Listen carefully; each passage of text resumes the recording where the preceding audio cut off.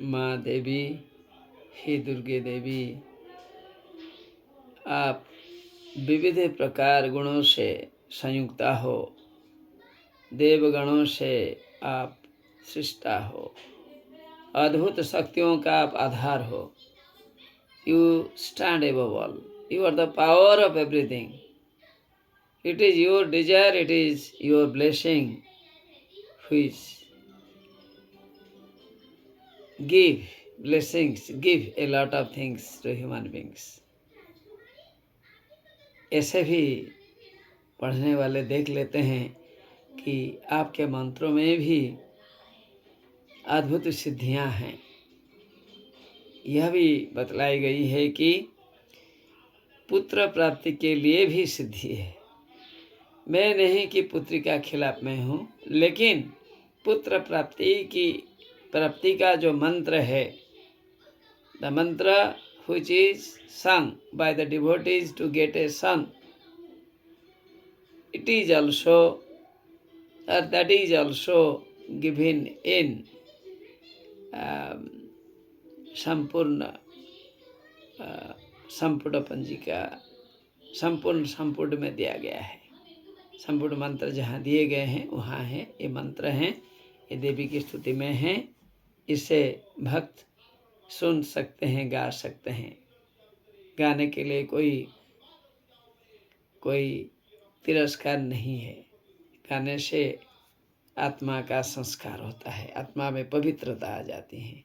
हम लोग अपने गुरु से सीखे हैं। मैं नहीं कहता हूँ कि आप हमसे सीखें, आप बड़े बड़े गुरुओं से सीखें, ये आवश्यक है। जब ज्ञान आ जाता है तब अज्ञानता या इग्नोरेंस वो भाग जाता है। To get knowledge we should read the great works written on Durga और देवी और Shri Devi. Okay, shloka is like this. Devaki सुत गोविंद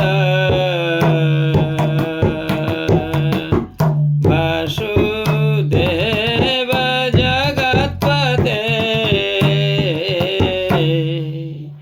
देहि मे तनय कृष्ण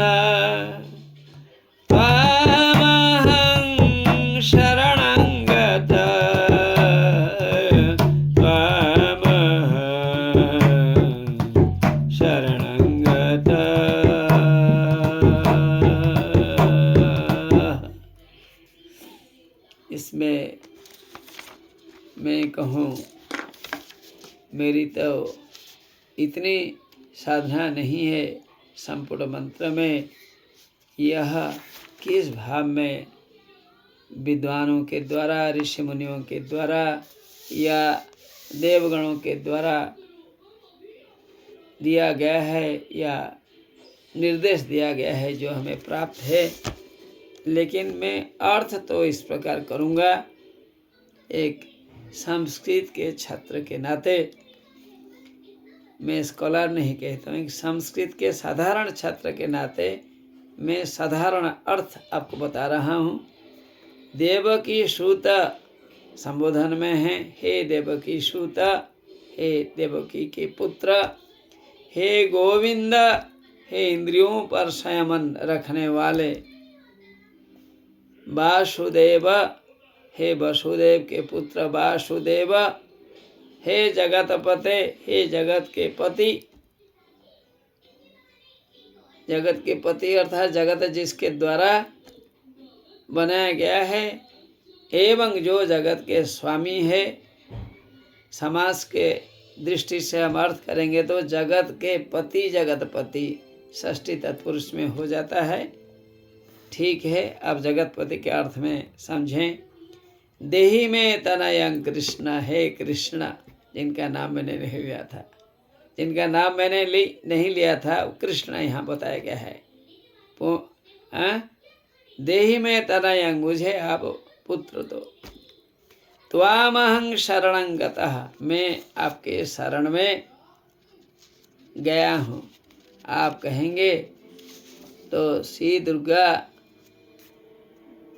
की जो स्तुति हुई है, इनमें श्री कृष्ण कैसे आए? मैं साधारण ज्ञान से बताऊंगा। जब सभी देवगणों ने उन्हें शक्ति दी है, श्री कृष्ण ने दी है, तो इसमें क्या दोष है? आप देवी को पुकारिए, भगवान श्री कृष्ण के पास भी वह बात जाती है। श्री कृष्ण को सभी देवगण एक हैं, इसी प्रकार भावना से पुकारें, वह भी माँ देवी को पहुँचेगी। सभी देवगण मिलकर महान शक्ति की सृष्टि की है। कुछ लिखा गया है, आप उन्हें ना भूलें, लेकिन आप